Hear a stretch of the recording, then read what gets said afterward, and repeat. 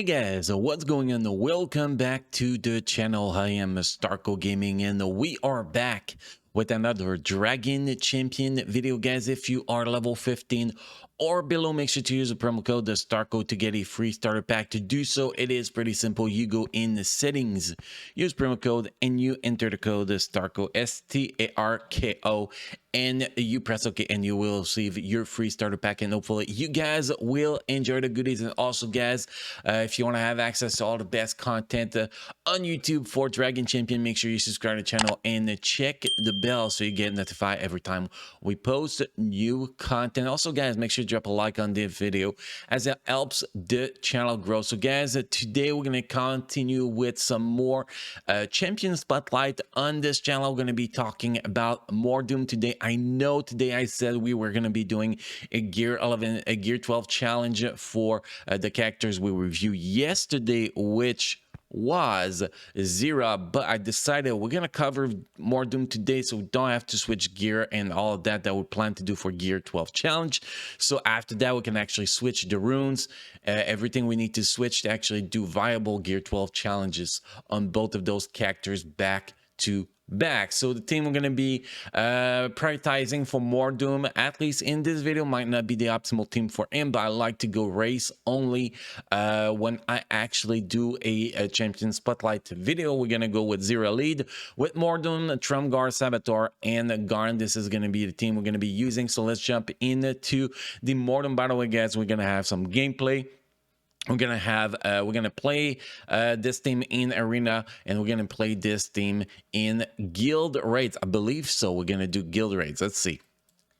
Do we mess up guild rates today? No. I think we still have time to cancel the thing. So I did that in the past, forget to cancel the thing, and I could not record a video. But today it is not the case. So we cancel the raid. We are going to be able to launch another raid a little bit later. So let's go back into Mor'Doom here. So we're going to talk about his skills first, runes, stats, and artifact, everything you need to know about this very ugly fella. So let's start with the passive ability, guys. Don't mess with the Inferno. Gain 15% tenacity and 15% potency for each living imp in the party, and gain 7.5% tenacity and 7.5% for each living demon in the party. Technically, this guy works better with demon than with orc, but for today's video we're using in a orc team. But yes, he does work better in a demon team. You pair him with buff, it's very solid duel. So many debuffs, both of them together. If you drop this ability to level 7 to level 6, you can see a huge drop. You lose 5% tenacity and 5% potency per imp in the party. So you summons 2 imps, you're already losing 10% of each, which is huge. And you are losing 2.5% potency and tenacity for each demon in the party. So this is going to be one of the ability that is a must have ability to level 7 without a single doubt. Then we have the third skill, the Rock Curse. Deals 560% magic damage to an enemy, inflict armor decrease, tenacity decrease, slow damage decrease, potency decrease, ability block, and a critical chance decrease for 3 turns. If you drop that ability from level 7 to level 6, you are losing the debuff critical chance decrease, which does not matter too much, and you are losing 80% magic damage, which is a lot of magic damage, but all the important stuff is still on this ability. So yes, this is an ability you want to get to level 7, but this is an ability that can actually work pretty well at level 6 too. Now if we go with the second skills, magic and monsters, summons 2 imps with 60% Mor'Doom health, 60% of his shield, and 100% of his damage. Now if you drop that to level 6, you are going to be losing 10% HP, 10% shield, and 20% damage of the imps, and I think that we can definitely live with that. Obviously level 7 is better, but level 6 is totally fine for this one. Then we have the basic ability. If we put that to level 7 here, Shadow Arrow deal 330% magic damage to an enemy and remove 2 debuffs. Drop that to level 6, you only lose 40% magic damage. So definitely this ability level 6 works. it still remove only 2 debuff. Now, if you can get this ability to level 8, you're going to be able to remove 3 debuff and do 380% magic damage. So this is a very solid level 8 ability. But if you do not plan to get this ability to level 8, level 6 is all you need. My priority for ability level 7, guys, will be passive ability, because the huge buff on tenacity and the potency is crazy. Then the second most important will be the third skill, because you are getting 80% magic damage and critical chance decrease, which is awesome. And then the third priority will be the second skill, magic monsters, so those imp are survive better and are stronger. And then you have the basic ability, which I don't really care about it to be level 7 if I don't plan to get it to level 8. So those are the ability, guys, and which order you should improve those ability to level 7. Now we're going to talk about runes, artifact. What's going to be very important for this guy is to give him a lot of potency. Yes, the imps are going to help him to get more potency, but the imps dies very, very easily, and you need him to have great potency. So his buff, he can remove the buff and he can apply all those debuffs. So my recommendation will be 120% potency plus, if you can, or at least 100% potency, and then, you know, after that you can go with whatever you want. So personally, I went with 6 potency runes, a damage increase, artifact. Technically, what will be better for his build will be, if we don't want to do more damage but want him to go faster, will be 4 speed with 2 potency and a potency artifact. But I want him to hit harder. That was really important for me when I build him on the test server. I want him to hit like a monster truck, you know, when that third skill that does 560% damage. So the higher his damage is, the more it's gonna hit. So this is why we went with this artifact, the Rose of Hope, so we can get the shield, especially the shield. 36% shield is great, but the 24% damage, very, very important. And it restore 15% of damage received to the shield is also very, very, very good. So that's the way I went. Technically, if you go the potency route and not the speed route, you want to have at least 220 speed, 120% potency, and the rest don't really matter. Well, as much shield and as much you know, damage as you can, but that's pretty much it. If we look at the primary, secondary, you want to have on those runes, those are pretty simple. Top right runes, you want to have speed as primary. Secondary, you want to have potency on all of them, which I do not have, but we do have a shit ton of shield on this one, so that makes up for hit. Secondary runes, primary is always the same, but you want to have speed. If you can have potency with it, is optimal. Bottom rune, yeah, you want to have either critical chance, damage percentage, or shield. And then you have you know, you can see here more speed. We are lacking a lot of potency as secondary stats, as you can see, but a lot of shield, which is very useful. Bottom left runes, you want to have shield percentage. Here you can see we have speed and the potency. Finally, on top left runes, you want to have potency primary with speed, as much speed as possible. So you can see the pattern here. Very, very easy pattern. While we already shown the artifact, but here is the artifact, guys, and we can actually take a look at the stats. You can see his magic attack is almost 5,000.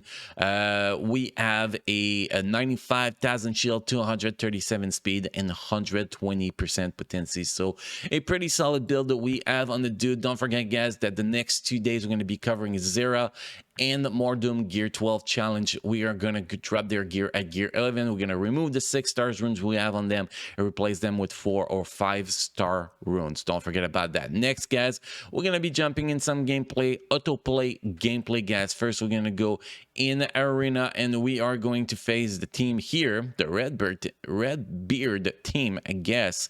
This is the team we're going to be trying. This is the team that took me off the first rank, so let's go on autoplay here, guys, and let's see what this team is gonna do. I don't expect anything good from this team because the build is really not optimal.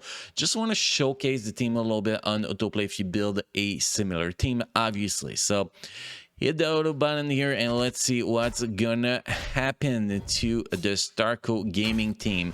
Are we going to focus on killing one characters, or are we gonna switch characters every 5 seconds? That is the part that is the most interesting usually with autoplay. And well, we got kind of screwed with the blind just before we could kill the dude. The tank is dead, so it looks like we're gonna get pummel, like really pummel here. Yeah, those goblin team is probably you know, a good counter for most team. I don't think they can really counter the Nelly team. Maybe they can, but this is a very solid team, the major shot team, by the way, guys. Very, very solid team. I like to showcase this team in those videos because this is a very impressive teams to actually build. Okay, so now we got our ass kicked. That's fine, that's fun. You can see this is this build is not made for PvP at all. Actually, not made for much, but that's the team we want to use in today's video. Next, guys, we're gonna jump in guild raids. Guild raids here. We got tier 9 raid. Hopefully we're gonna be able to do goblin raid testing in the future. I cannot wait for that, man. I cannot wait for that. But anyway, we're gonna go against this dude here because that is where we like to do our testing, and we're gonna see, can we beat the 1.5 million we did yesterday? Maybe we can actually get better crits, better RNG today. That'll be cool. That will be very cool. Now we're not going to be doing semi-targeting, guys. Here we're just going to hit the auto button. I want to see if that's going to do a difference from the semi-targeting and that we did yesterday. So we're just going to hit the auto button, and we are going to see what kind of damage we are going to be getting here in today's video, because I think that if we can kill the ads faster, because targeting being you know, less stupid and kill ads, I think that will actually give us an advantage on the damage. I'm not sure though. That's going to be interesting. So now all we have is this dude, so let's see how this is going to go. Are we going to be able to keep the people alive with Saboteur a little bit more than last time? That'll be very interesting to see. So far we're already down 6%, so this is not going bad so far. Technically, we want to reach past 25% damage. That will be the objective. Yesterday, we did about 20%, I believe so.